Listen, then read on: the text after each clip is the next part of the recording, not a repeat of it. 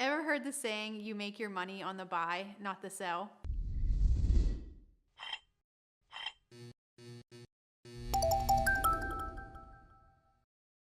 Hey, it's Jenna Hoover, and in the next 5 to 10 minutes, I'm going to share with you 3 things that will let you know if a property is a good deal or not.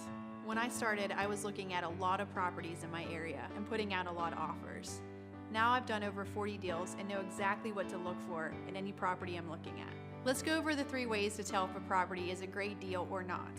The first thing you want to look at when evaluating a property is the comparable sales or the comps in the neighborhood. Comps are properties that are similar to your property when you're looking at it when it comes to the style, the square footage, and the number of bedrooms and bathrooms. You want to find properties that have sold in the past 6 months or so. That will tell you how much you can sell this property for when it's fixed up.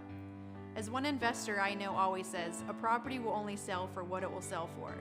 This might sound obvious, but what he means is no matter how many repairs you put into the property, it will only sell for what the properties in the neighborhood are selling for, regardless of how many upgrades you put in the home. So this is your starting point. You can get comps from a real estate agent familiar with your area or through a service like flipcomp.com.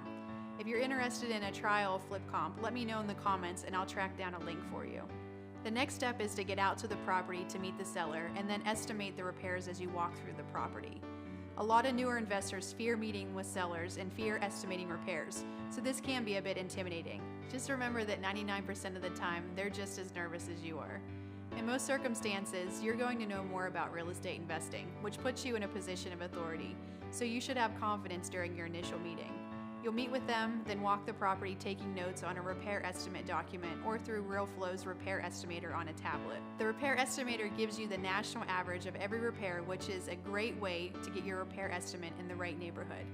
In the end, if you don't catch everything on the property, just remember that you have the inspection period to get out of the contract or renegotiate the price if you catch something that you missed in the first meeting. You're really just trying to find big things the first time you're at the property. Things like the roof, the foundation, electrical, and things like that. Don't worry about estimating costs of small things like blinds or the individual items and finishes that go into it. Again, you're just looking for the big things. What are some things that you look for when walking through a property? Let me know in the comments. The third step when evaluating a property is to analyze the deal. Now that you have the after repair value from the comps and the repair estimate for how much it will cost to renovate the property, you can start to plug those in and calculate your estimated profit and ultimately your maximum allowable offer. The other costs you want to consider are the holding costs, financing costs, buying fees, and selling fees. Once you have all those numbers, you can plug them into the calculator and you'll have your maximum allowable offer. If you're considering all these costs when analyzing a deal, you'll be buying a property right. The biggest mistake you can make is to get emotionally attached to a deal. A lot of real estate investors starting out get emotionally attached to a property as they're looking for their first deal. They desperately want it to work, especially as they invest more of their time.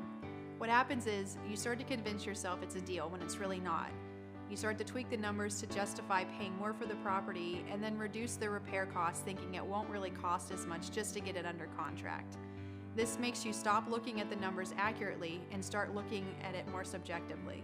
You have to take emotion out of it. You're not buying your own personal home, you're buying investment property. Realeflow offers some great resources to help you analyze a deal. Check out the link in the description to give Realeflow and its repair estimator and deal analyzer a try.